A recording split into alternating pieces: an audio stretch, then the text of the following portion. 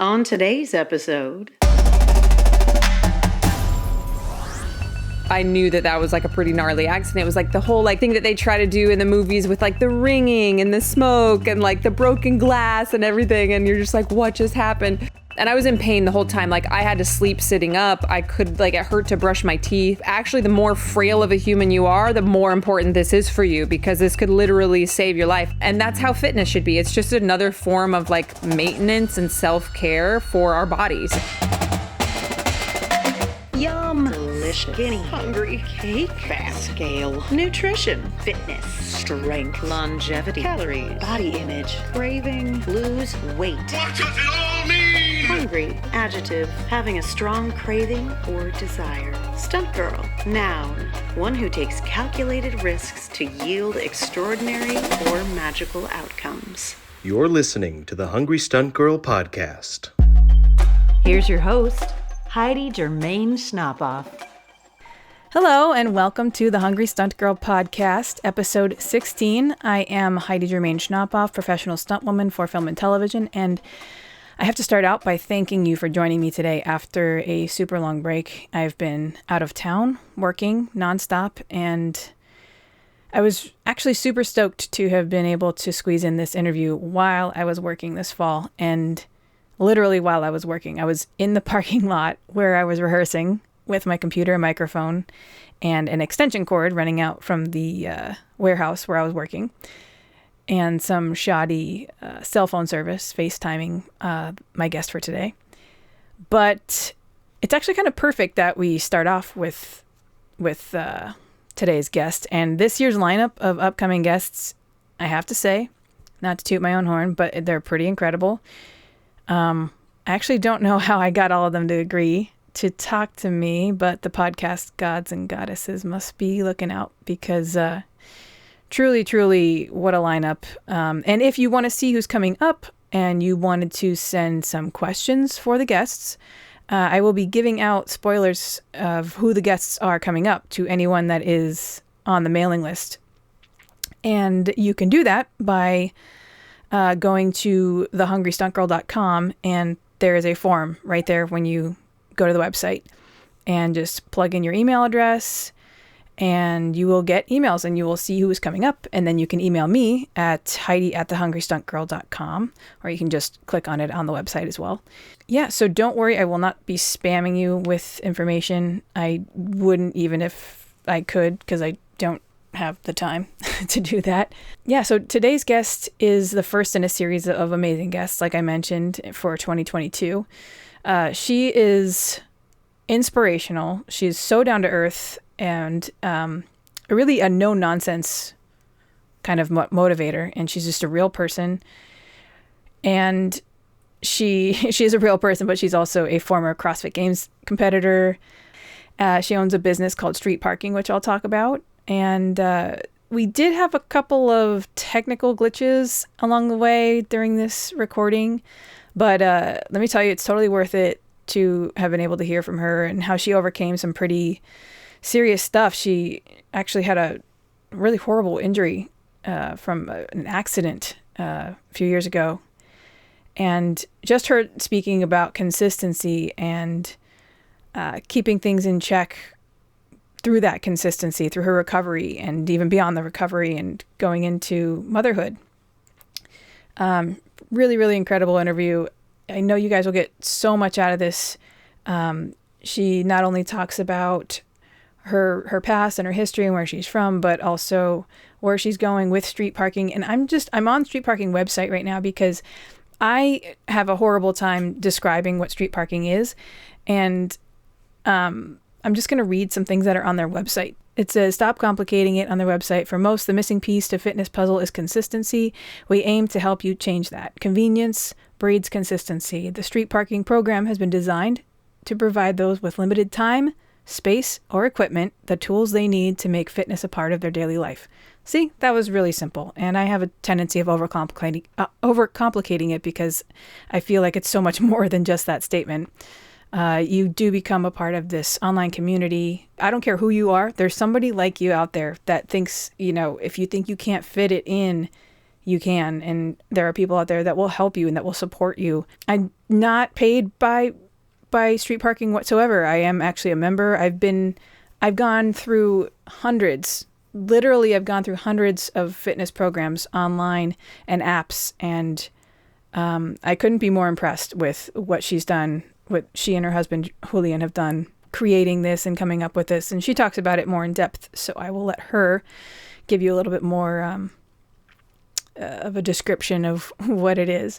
But that is what drew me to her and made me want to have her on to talk about it. They just keep it simple. They give you a place to find support, and they give you what they call fitness freedom, so that you can just do fitness the way that you need to do it. There's no one way, which I think is also what drew me to it. There's not just one way. Anyway, I'm gonna stop talking. I'm gonna let her talk a little bit more. She talks about recovery. She talks about street parking. She talks about family life and food, because what's the hungry stunt girl without food? Am I right? So enjoy my interview with the one, the only Miranda Alcaraz. Hungry stunt girl. Well, first of all, I super, super duper appreciate you taking the time out of your ridiculously busy schedule and day, and another baby 3 on the way, new things with the business, family, everything. So I completely understand the crunch in your schedule, and you have no idea how much I appreciate this. So thank you again. Yeah, no, of course. Sorry it's taken us so long to link up. So I don't think I've ever met you in person, right? it's like one of those things where it's like hard to remember at a certain point because there's been so many interactions and stuff. But I don't think so. Well, let's start from the beginning. Where are you from? I am from Salt Lake City, Utah. We currently live in Vancouver, Washington. And then I was in California for, 5 years. Oh, wow. Where in California?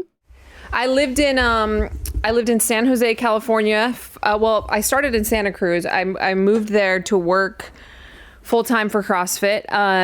So I started in Santa Cruz in 2011 and then moved to San Jose in I think 2012 at some point. And then was in San Jose till late 2015. And then from there moved to Southern California, which is where I met Julian. And we were there until early 2018. And Julian is your now husband. Yes. Baby daddy. That's awesome. Yeah, that's right. Did you go to school in Utah?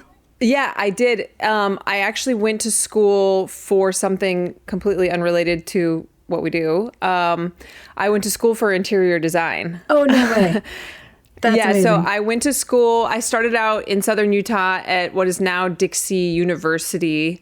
It was Dixie State College at the time, and then went to more of like a trade school in Salt Lake City.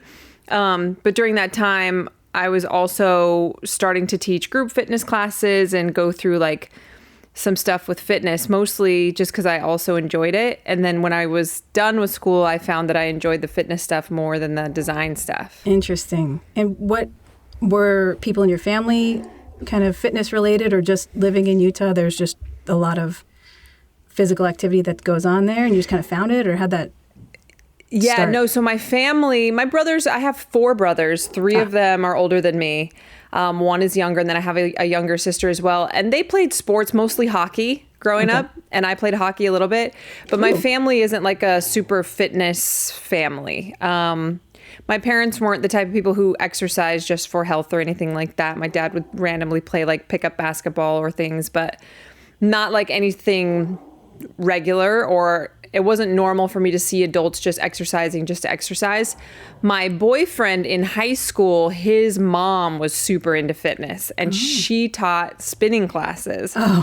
And so we would go to those, and I just thought they were really fun. And then I had some friends in high school that were into it, and we got gym memberships together, and we would go do stuff. And that's really where it started. I was active always, mostly dance and stuff like that, though not sports as much. And so I never really competed in like sports, aside from when I was little and played like hockey and soccer when I was like 8, 9 years old. But like junior high school, it was all just dance, and then no sports really again until I started competing in CrossFit. Oh, wow. And then how did you find CrossFit? Yeah, so I was a personal trainer. I'm sure you've told this story a million times, but I actually don't even know. it's interesting because it was like you, it was in the early days, not as early as you got into CrossFit, but it was early to where it was still like very underground. I was a personal trainer and I was renting space out of this small, like nice studio where I would like do my one-on-one clients. There were 4 of us that trained there. It was very small. And I was just kind of bored with my own workouts. Like I was bored of doing the same stuff over and over. And so I started Googling like military training. Like, I don't know. I just had this like wild hair to be like more badass, I guess. Wow. And I found CrossFit.com. And I was still in Salt Lake City at the time and there were no CrossFit gyms. So I just watched the videos and started doing it on my own. And then started doing it with my clients and just kind of like fell in love with it from there. Awesome. What do you, actually, this is kind of an interesting question. What do you talk about most on other people's podcasts? Oh my gosh. So people love to hear the story of my injury. I would say that's probably the thing that gets repeated the most is the injury story. The neck or the, you also like, you hurt your ACL or tore your ACL at some point. Yeah, the car accident and the broken neck. I think it just sounds, I mean, you're a stunt person. You probably see people. Well, I share an injury with you, so this is why I asked. Yeah. So, I mean, it was a very serious injury, but the whole like car crash and not knowing that it was broken and everything is just very dramatic. So people like to talk about that. And so, yeah, I mean, I don't mind sharing it. I know it inspires a lot of people that are injured. I mean, injuries happen to everyone, regardless of what your lifestyle is. At some point, you're going to end up with something that needs to be fixed. Or, yeah. So if you don't mind just giving us a little summary of what had happened with your injury in your neck and how you were able to mentally and physically get over that, I promise that'll be the only question that you probably have repeated a million times. But I really do find it inspiring. I think it'll really reach a lot of people that are getting over their own personal either injury or any sort of mental thing that they can't seem to move past. I think anybody that experiences something like that should share it as many times as people will listen, because otherwise, what was it for type of thing, I guess, right? So yeah, I was in Southern California. It was when I lived in Northern California, so I wasn't home. For some reason, that's a big part of the story for me. And I was working at a seminar for CrossFit, and at lunch, I just left to go get the rest of the trainers coffee, and it was something that we did all the time. I was by myself, luckily, and when I was turning back into the gym to come back from that coffee run, my crappy little rental car was T-boned by another bigger car that was going straight. So I was turning left and they were going straight. And it was a pretty bad accident. I didn't like flip or anything, but the car spun a bunch of times. I ended up on a curb and was still conscious and everything, but all the airbags had deployed. And I knew that was like a pretty gnarly accident. It was like the whole like thing that they try to do in the movies with like the ringing and the smoke and like the broken glass and everything. And you're just like, what just happened? Luckily, I had remembered from wherever we're taught this when we're little not to move or try to get out of the car or anything. So I just sat there, which good thing the car didn't explode, I guess. Well, but someone came running over. I don't remember the first person. Like I couldn't pick this person out of a lineup, but they came over and they were like, "You're okay. We've called the ambulance. Just like stay there." When the ambulance came, they got me out and they put me on like a spine board or whatever those boards are called and put me in the ambulance and took me to the ER. And I for sure knew my hand was broken because I had, when I tried to turn the car off, the key was broken off in the ignition. Oh, no. And my hand really hurt. And I was like, oh my God, like I karate chopped this key and broke it. Oh my God. And then, so I knew my hand that was messed up. And then, but my neck was really what was hurting. And it wasn't hurting at first, but by the time we got to the hospital, I was in my neck was in a lot of pain. For whatever reason, when we got to the ER, when the doctor finally came, they were asking me what happened and my symptoms and things like that. And I told him I'm positive my hand is broken, but my neck is really what hurts. And for whatever reason, I don't know if I was like not acting like I was in enough pain or something like that. They x-rayed my hand, but they never sent me for any imaging on my neck. They basically just said, you have whiplash. They gave me a soft collar, a prescription for some pain meds, and told me to go have my hand put in a cast when I got home because it was too swollen for them to put a cast on it. Oh my God. And so, I mean, I don't know. I'm like, okay, well, I guess this is just really gnarly whiplash.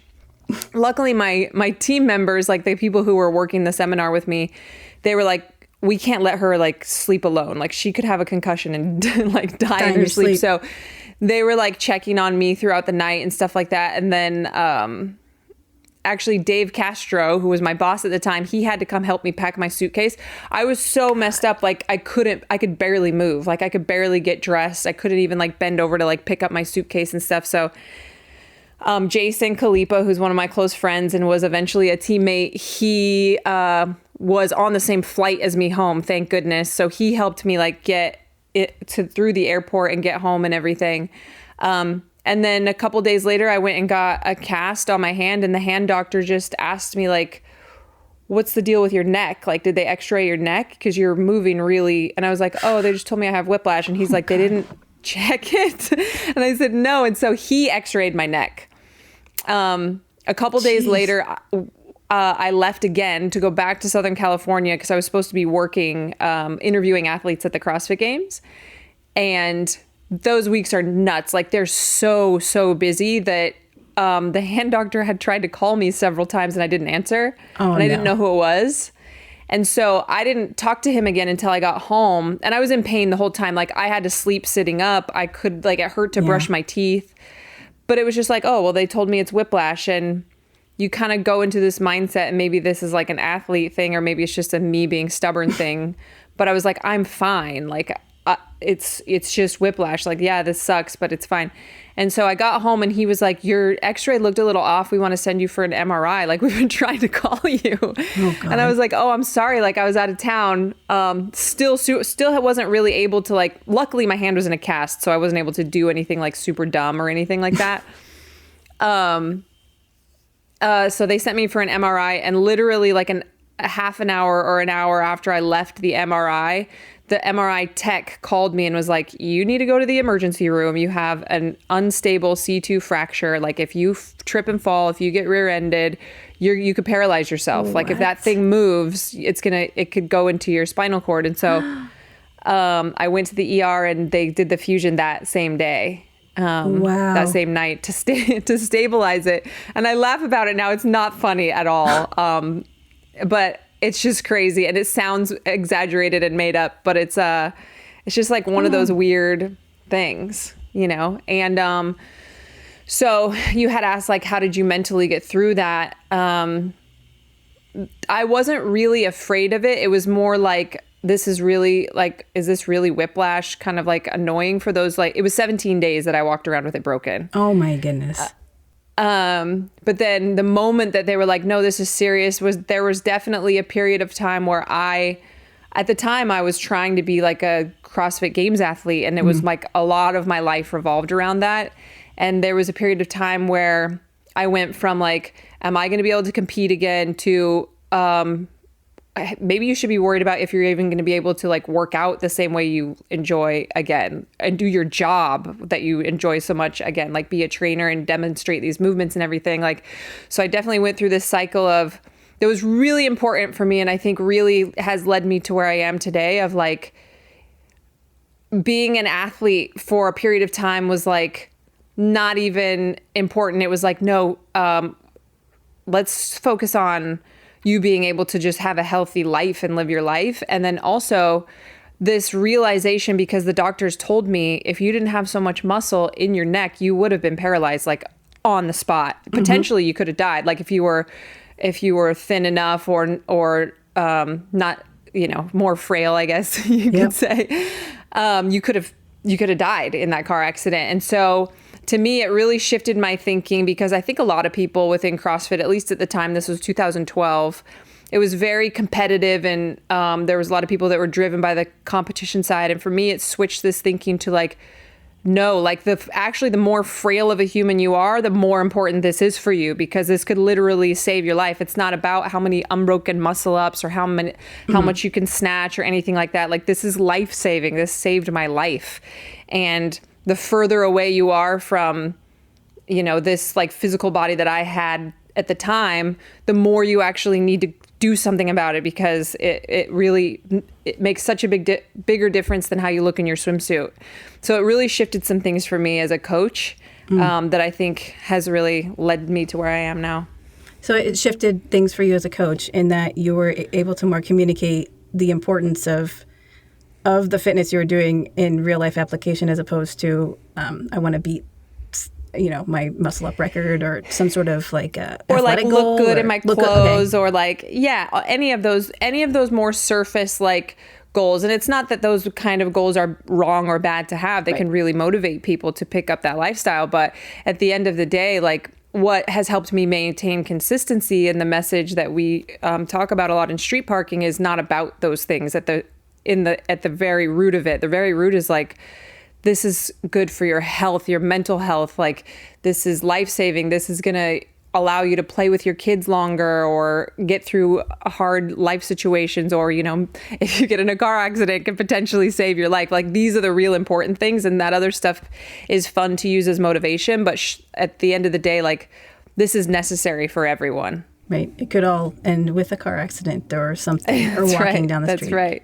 But similarly, I was also told if I didn't have the muscle from doing CrossFit or whatever kind of strength training that others do, which I love how you kind of, we'll talk about street parking in a second, but the fact that you kind of incorporate that type of training, that very generalized functional training that really does build your body the way it was meant to be built and can save you in situations like that. Because you were a competitive CrossFit athlete, right? Did I get that I was, correct? yeah. I competed randomly at the second year of the CrossFit Games, where you could literally just sign up and show up in 2008. Okay. And then I competed in regionals all the years in between that, and then competed on a team at the CrossFit Games in 2014 and 2015. And then you became you started doing commentary sometime after that, or during that time period? I was actually, I would commentate for the game season the years leading up to that. So I think from 2009 to 2014. And then the reason I didn't do it in 14 and 15 is because we qualified as a team. So okay. I went as a competitor instead. Yeah. And do you have any sort of background in, I don't want to say just entertainment, but in journalism of that sort, or any interest in being on camera and being in front of the camera? Did you get funny approached? You should ask that. I don't know when this is going to be posted, but just today on my Instagram, I was talking about how when I was young, like super young, like 9-10 years old, I did some like childhood acting. I was in like plays and musicals, and I was on stage and did like some random like movies and things like that, like very like movies that they show kids in school, not like movies on the movie theater screen. That's or anything cute. Like that. But yeah, I was into that when I was little. And then just from working on the seminar staff, we were in front of people every weekend. Oh, that's true. So it wasn't necessarily on camera, but it was like delivering messages every weekend, and having a lot of practice just standing in front of people and talking. Got it. So I was pretty comfortable with it. I'm actually more comfortable with a microphone in my hand or like on camera than I am in like at like a dinner party. I'm awkward that way. Then it's just you when you're at the dinner party, but when you're in front of people, you have a message and you got a job. Yeah, I have a plan. A message. That's really interesting, though, that you were a little childhood actress there. Yeah, it's funny. Did you like that? Did you like seeing yourself when you were a kid? Like, did you ever get to see yourself afterwards? Yeah. I did. And I did like it a lot. I mean, my dad would always come, or we would buy like the VHS recordings of the plays and stuff. And then of course I saw like the TV spots or whatever that I would do. Yeah, I liked it. I mean, I missed a lot of school, but I still was like very studious and things like that. But I enjoyed it for sure. The reason that I stopped doing it is because once I got into like junior high school, I didn't want to miss school anymore because I enjoyed school so much and my friends and the social scene and stuff. So I wanted a more normal high school, junior high experience. And that's all in Utah. Yep. Yeah. Oh, that's so awesome. I actually just visited Utah for the first time last summer. I was just solo driving and camping across the country, and I was in Powder Mountain.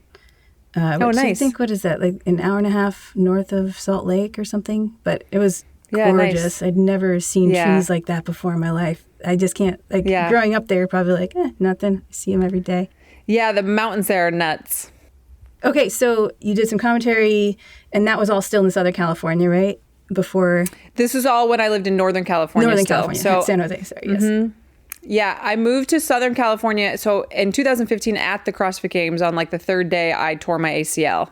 Oh, and okay, I was on a team, and basically that took our team out. There's like a rule in CrossFit that if one team member gets injured to the point where they're no longer able to compete, that the team is just like out, which is, a weird rule, but it was the rule. So, and at that point, I think I was 33 or just about to turn 33. And I was like, this is a sign, like I need to just stop competing. Like, I want to figure out my life. Like, am I going to have kids? Like, what am I going to do here? So, I moved to Southern California. I was still working seminars, but I started working for a supplement company down in Southern California. And a couple weeks before I moved, when I was down there actually looking for somewhere to live, is when I met Julian. Oh, okay. And yeah, we competed at multiple competitions. What year is it? This was 2015. It was. Wow. Okay. I know. Not that long ago. I know. And we had been in the same like warm-up area, competitions, everything so many times, but had never just met. And I was visiting some friends that owned the gym that he worked at and met him randomly. So. Oh, that's so cute. I didn't realize it was not that. I mean, I try to keep up with the street parking and everything, but I missed like all these like stories in between. You guys look like it feels like you guys have been together forever and a day. So, oh my gosh, I mean, it's not a short period of time, but it's crazy. It is for everything that's happened in the last 6 years. It's definitely seems fast. Tell me about street parking, and then you moved. Obviously, you're in Pacific Northwest now, and yeah. So we met, started dating. He lived in Northern LA. I lived in Orange County, which is like, if there's traffic, that's like a 2-hour situation. Yeah. And so we were trying to commute back and forth a lot and dating, and finally decided to move in together. And we found a place to live.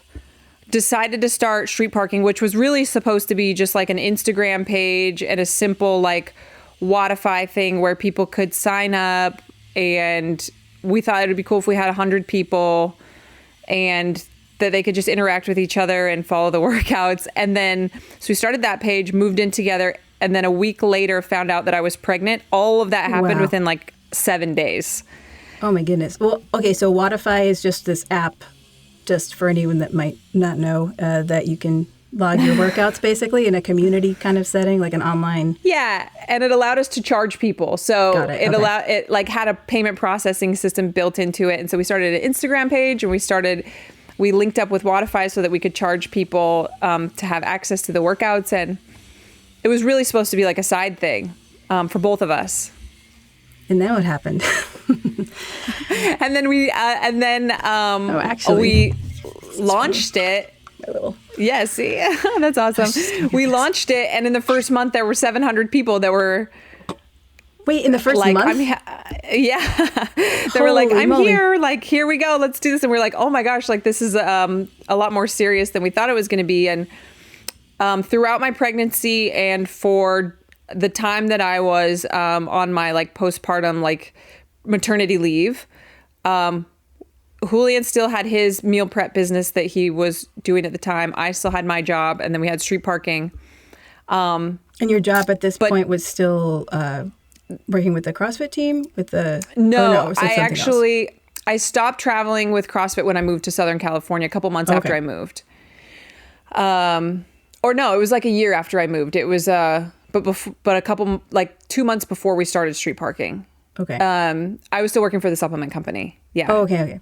Yeah. Do you still have a relationship with them, or? It's Progenics, so it's one of the companies that we have like a discount code. Yeah. Got it. I like that. Yeah. Back Yeah. in my So competing days. Right? It's tasty. It is tasty.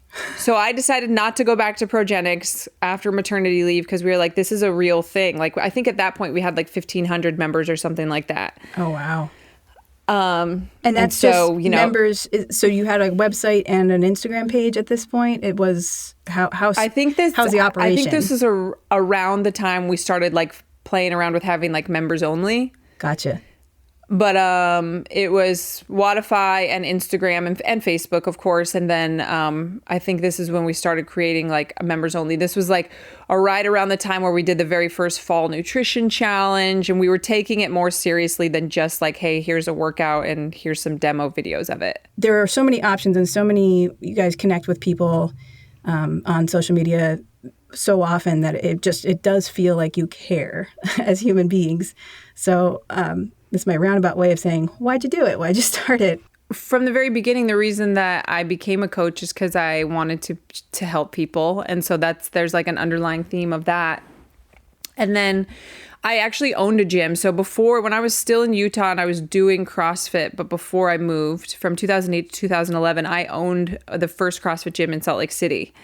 And when we created street parking, and the main thing that I loved about that was, and you can attest to this from being like someone who was early in CrossFit, was the community was so awesome. And it's not that it's not awesome now, but it was very tight knit, and the gyms were just like these families. And the gym in Salt Lake that I had, CrossFit 801, I mean, these people were hanging out on the weekends. They were best friends. We still have people that like met there that are like together or married or whatever. They're still in contact with each other and everything. And one of the things that I learned early as a trainer, and I can't remember if I read this somewhere or if somebody told me, is that people will quit a program. They will not quit a relationship, or they're less likely to quit a relationship. That is really, and so that's a good, yeah, like, whether you're a teacher or a coach or a boss or whatever, like that relationship is what keeps people motivated and keeps them around, because there's so many options for programs, whether it's online or in person these days, that it's like, what's the thing that's going to differentiate? And so when we started street parking, it was like, well, I just need to recreate everything that I did in my in-person gym. I need to do somehow virtually online. Create that feeling. And so, yeah, like stuff that we used to do is we used to send out birthday cards to people, or like if we hadn't seen them for a while, we would try to reach out to them. Or and one of the things that I feared with an online program is that I know the importance of hearing good job. I know the importance of hearing like, I'm proud of you, or I'm glad you're here today. And it's like, how do you do that online? Well, you create a hashtag and commit yourself while you're 6 months pregnant to making sure that everyone who uses that hashtag gets like a like or a, whatever. That's right. You're pregnant during the beginnings of this, right? Yeah. So for the first like year and a half, it was just me and Julian. Wait, a year and a half, just the two of you running this thing? Yeah. Yeah. So we were like, filming everything ourselves, and I was answering all the support emails myself, and we were entering all the workouts in Wodify, and we didn't have a kid yet. So it was like, we would work till super late at night. And then, when the child came, it changed a lot. When Knox came. But yeah, it was just, I knew that just giving good programming, just giving a good workout isn't enough to keep people consistent. They need to feel seen, and they need to feel a part of something. And so our goal was to create that. And we were really lucky. So Chris, who designs all of our stickers and shirts and everything that people just go crazy for, he worked with me at Progenics. He was the designer at Progenics. Oh, okay. And so we looked very professional from the beginning because he designed stuff for us in return for food from Julian. Oh, that's great. So you said he had like a meal prep business. Yeah. Okay. So he would be like, yeah, give me like a week's worth of meals and I'll make some logos for you guys or whatever. But then it looked like we were like this professional organization when really I was like entering workouts on the beanbag at my house. Yeah. And it just grew. And then as soon as there were 700 people, I was like, oh my gosh, like these people are counting on us for their fitness now. Like it wasn't like look how successful we are. It was more like oh shoot, like people really expect us to do a good job now, and we don't want to let them down. And I think the members feel that a lot of times from us too, is we really want to provide everything that people need, the tools that they need to be successful. So, and your idea, or when you say to be successful, and you also mentioned before about sometimes people's goals happen to be, I want to look good in a bathing suit, or I want a whatever physical goal. The thing I do love about street parking is you actually done a spoof on this of how to get like abs in 30 days or whatever. I feel anyway that the focus is more on the livability, the being consistent better than, going to the gym. If you can't go for like a 2-hour session, just be consistent with however little you can, but don't stop. And there's something else that you said recently. You were saying one of the street parking mantras is more than nothing. So doing something is better than nothing, essentially. And please correct me if I'm wrong on any of this, or if I'm that's not totally interpreting right. But you were like, what that means though is not, I'm just, feeling lazy today, so I'll just do 5 push-ups. Hey, it's better than nothing. It's more than nothing. When you're like, no, that's not really what that means. But have you actually called people out on that, or have you had to kind of, besides that one thing I saw, go ahead. I'll put stuff, I usually don't call out like specific members unless it's somebody that I know. But I'll put stuff up like that if I see like some like trends happening within the street parking community. We definitely call our staff out. Julian's more of a bully when it comes to that sort of thing. If he thinks people are using the sandbag a little too often when he knows that's their favorite thing or whatever, we push each other that way. But you kind of have to know the person and know like where their headspace is at. Right. Because at the end of the day, like fitness, if it's going to be a part of your life for your whole life, there's going to be, just like anything else, there's going to be highs and lows, or there's going to be different stages. So there might be a stage where you have extra free time, you're feeling good, and you want to go out and sign up and run a marathon, and you have time to train for it and everything. And that's awesome. And then maybe 2 years later, you're in a stage where you are working crazy hours, or you have a family member who's sick that you're really helping take care of, and where you had 2 hours of marathon training 2 years ago, now you have 20-30 minutes at the foot of your bed when you wake up in the morning. And if people expect to always have the same level of motivation, the same amount of time available, and as soon as that level of motivation or time diminishes for whatever reason, they feel like, well, now I can't do it. That's where they run into problems with consistency, right? Mm-hmm. So like reminding people that it's okay to have stages, and the more than nothing is like, give what you can for where you're at that day. Like it's not, just kind of go through the motions. Some days going through the motions is all you have for that day. And we should all expect those days as well. But some days we all know when we're dogging it a little bit and it's like, I'm just using more than nothing because I really don't feel like doing more when I really could, and I'm fine and I have really no reason not to. So we do have to remind them that, but our message is consistency over everything. And I use the example of like brushing your teeth. I use it all the time. I talk about like no one's pumped or motivated to brush their teeth. Like most of us are like, I don't want to wash my face. Like I just want to go to sleep. But we do it because we know it's good for us, and and it feels better afterwards, too. 100%. But usually that's not like, we're not like super, and we don't like sign up for these like 12-week toothbrushing, like, I don't know, like overhaul your teeth programs or things like that. And some days we floss and we're over here like picking stuff out of them and like really, and some days it's like, I swiped my toothbrush across my teeth a few times and now I'm going to bed, and that's how fitness should be. It's just another form of like maintenance and self-care for our bodies. And it's okay for it to be boring sometimes, and it's okay for you to not feel like doing it, and it's okay for you to not enjoy it sometimes. That should be expected. Anything that you're planning on doing with regularity throughout your whole life is going to feel like that sometimes. That makes complete sense. Yeah. And that's, so I kind of also touched on your philosophy on like getting a perfect six pack. And you don't, you have pretty solid abs, but it's not necessarily from doing any sort of ab program, right? Well, right now I have a pretty solid baby belly, but You've got the most awesome like six pack on top of your pregnant belly that I've ever seen. So, but yeah, aesthetics will come with consistency. Yes. I have found. I believe you said that before too. Like, what are your thoughts when people are like, "Oh, how do I get your abs?" Or like, what? I feel like people ask you that all the time, pre-pregnancy, let's say. What do you normally say? I just eat popcorn and sit on the couch, and they just appear. Like, I don't know. What do you say? Yeah, so there's so many. Well, there's a couple different ways you can answer that. You could just tell them exactly what you do, and that would be the truth. Like, that's how I have the body that I have.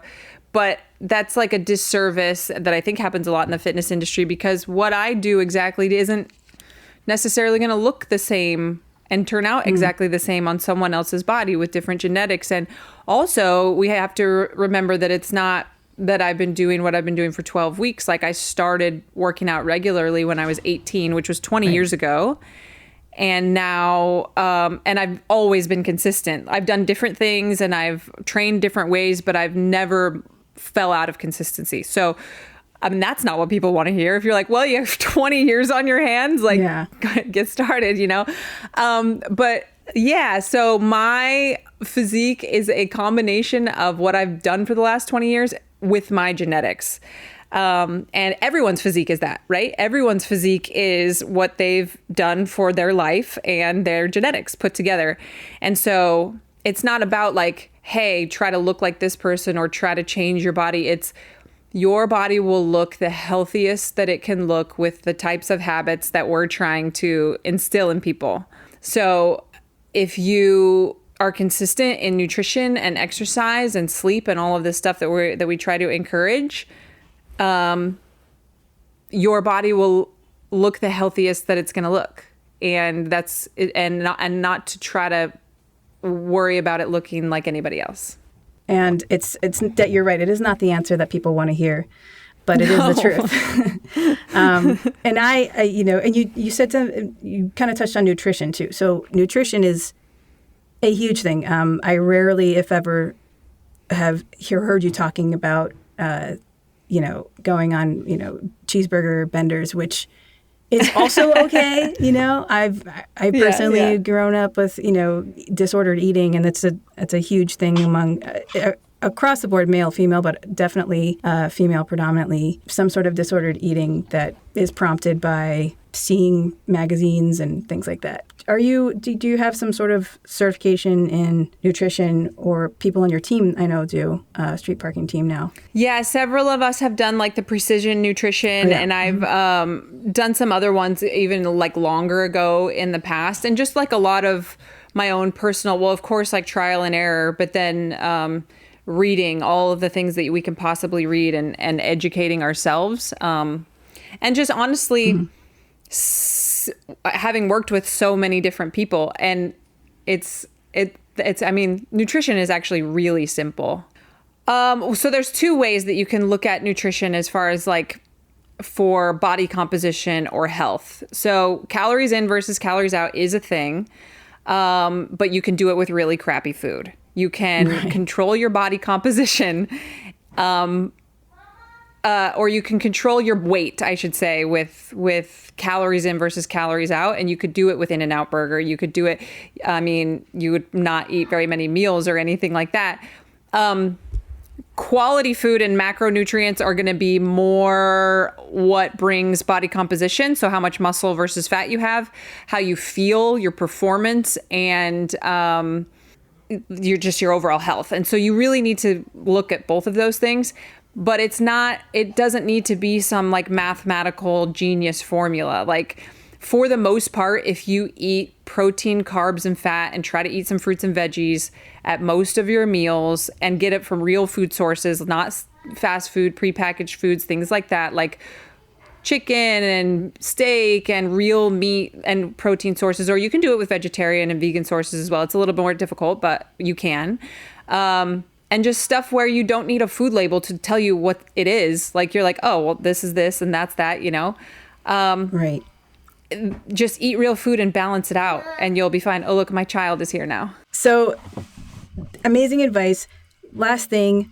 Well, first of all, do you have any personal goals for yourself? Oh my gosh. So I will be turning 40 in August of next year. But I will be giving birth in February. Oh my So just feeling good, I guess, when I turn 40. And this is going to be our final child. We said that last time too, but this one really will be. And just feeling good going into that next decade, I guess, and ready to, once the boys start getting older, travel more and taking on that kind of new chapter of, I've been pregnant or breastfeeding for the past like 5 years. So moving on from that chapter. And actually, my 30th birthday, I was in the neck brace. And so that's how I started my 30s. Wow. And so starting 40, not in that way, and just feeling comfortable in my own body and excited for, it's a weird birthday for women, as dumb as that is. It's a weird birthday, so I'm literally right behind you the following year. So yeah, I feel you. yeah. So being excited about being that age is, as opposed to fearing it or being weird about it, I guess. Oh yeah, absolutely. That's a great thing to look forward to as well. Just to the way that, you're looking forward to being healthy and being happy and having happy, healthy baby. That's right. And do you have any like professional goals that you want to see with either street parking or otherwise, or you just want to keep that going until it's not a thing, or? Yeah, so you've probably seen that we're working on the new logging system. We're going to get away from Watify, which people just have had enough of because it's not built for the size of the community that we have now. So that's like a huge focus for us now, is just getting that out. It's been like 2 years in the making, getting that out and doing a good job with it and serving our community better through it. Like, it'll be a better tool for everyone, which will it'll free us up and allow us to do a better job with some of the more fun stuff. Right now it's like very tedious. We're like entering all these workouts in 3 different places, and it's all very computer work, and it's taken us away from a lot of the like connection and fun stuff. So we're looking forward to getting back to some of that other stuff. And COVID hasn't helped with all of that as well. Oh, I'm sure. Last but not least is the one question I have to ask, that I ask everybody, because it is the Hungry Stunt Girl after all. And I ask everyone, if you had all the time in the world, all the ingredients and calories didn't matter, if you could make one thing and someone gave you just everything you needed, what would that be? Like a food item? Is that what you're asking? Yes, to eat. Honestly, my biggest like go-to like treating myself is, I just love fresh, very simple but fresh, home-baked like cookies. My mom used to make cookies every Sunday, and I will never buy like a prepackaged like cookie or brownie or anything, but like stuff like that from bakeries. That's my thing. And it's never anything fancy. I'm not over here like buying like tiramisu or anything like that. It's just like a straight up brownie or a straight up chocolate chip cookie with maybe a little coconut, makes it fancy. I don't know, but that's the kind of stuff that I enjoy. Yeah. Do you like making, do you like cooking things as well? Like, is there like a childhood recipe or anything like that? Yeah, I enjoy baking. I don't cook much. Before I was with Julian, my meals were very boring, or I would just like go grab stuff that was pre-made from like Whole Foods or things like that.